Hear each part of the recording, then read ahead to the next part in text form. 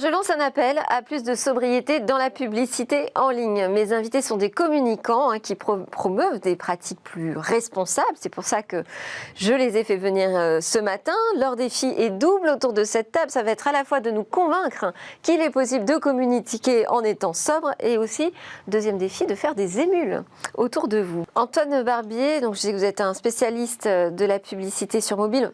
Même avant Augury, vous avez travaillé dans pas mal d'entreprises sur ce sujet.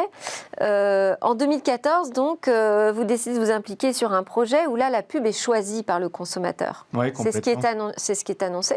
Moi, ma question, c'est est-ce qu'on la choisit vraiment ?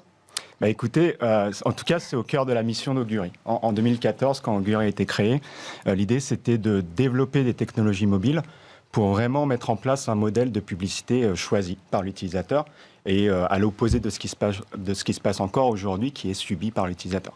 Alors, on le sait tous autour de cette table. Mais dans l'idéal, on ne préférerait pas avoir de publicité, on est d'accord ?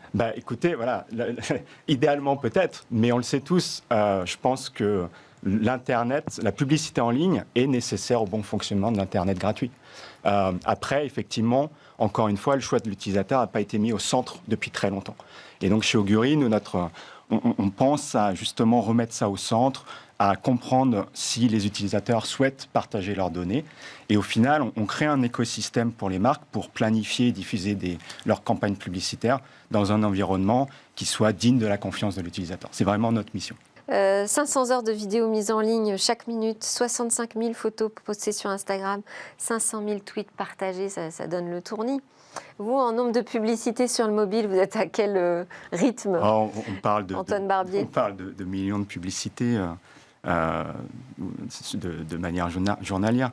Après, effectivement, encore une fois, on essaie d'être respectueux de l'utilisateur et donc, dans ce cadre-là, d'avoir des fréquences de diffusion de publicité, de ne pas diffuser les mêmes publicités plusieurs fois au même utilisateur, suivant le message qu'on veut faire passer.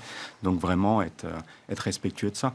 Après, j'allais dire, il y a aussi des pratiques un peu vertueuses qu'on essaie de détecter et de combattre, qui créent justement du bruit et plus de volume, comme la fraude, qui est un gros problème dans la publicité. Quel genre de fraude ? Alors, la fraude, elle peut prendre beaucoup de formes. Nous, alors, pour vous donner un chiffre, il y a une étude de Juniper Research qui a identifié à 42 milliards de dollars les pertes liées à la fraude dans la publicité en ligne en 2019. 42 milliards de dollars, c'est énorme. Pour mettre les choses en perspective, c'est 2/3 des budgets télé aux États-Unis annuels. Mais c'est quoi cette fraude ? Expliquez-nous. Alors, la fraude, elle peut prendre beaucoup de formes. Nous, on est des spécialistes du monde mobile, on va dire. Et une des fraudes les plus répandues dans le mobile, c'est ce qu'on appelle l'app spoofing. Alors, l'app spoofing, c'est quoi ?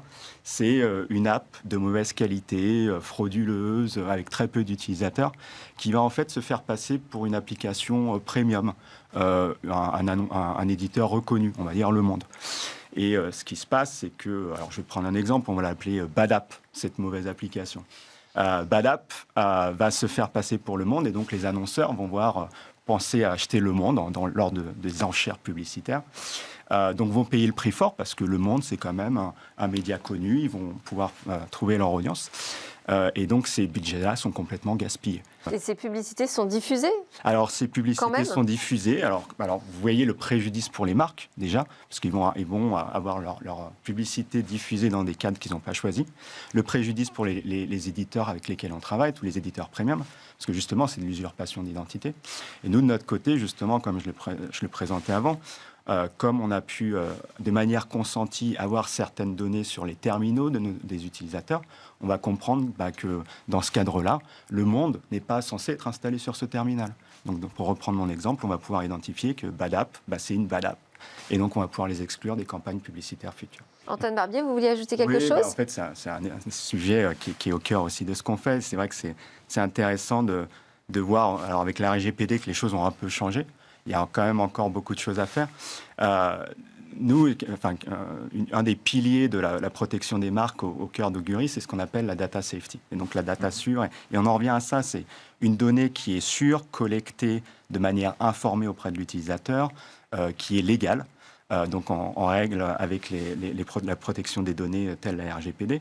Et on voit aujourd'hui, pour mettre les choses en perspective encore avec l'investissement des marques, que les marques, si elles n'investissent pas sur des données collectées de cette manière-là, légale, elles se mettent en risque juridique, mais aussi de réputation.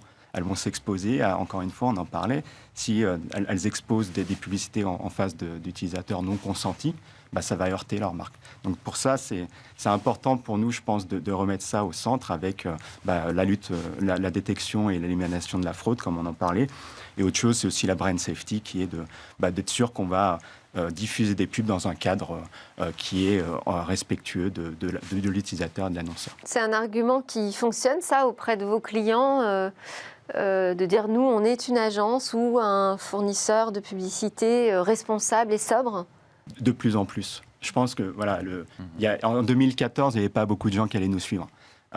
Et c'était d'ailleurs, il n'y avait pas de RGPD en 2014, mais de plus en plus, parce que les risques juridiques, on a vu la CNIL, c'était l'année dernière aussi, qui a un peu tapé du poing sur la table, et ça va être de plus en plus le cas. Et nous, au final, on est très contents parce que, justement, ça donne l'opportunité d'informer l'utilisateur et de faire les choses un peu mieux, je pense.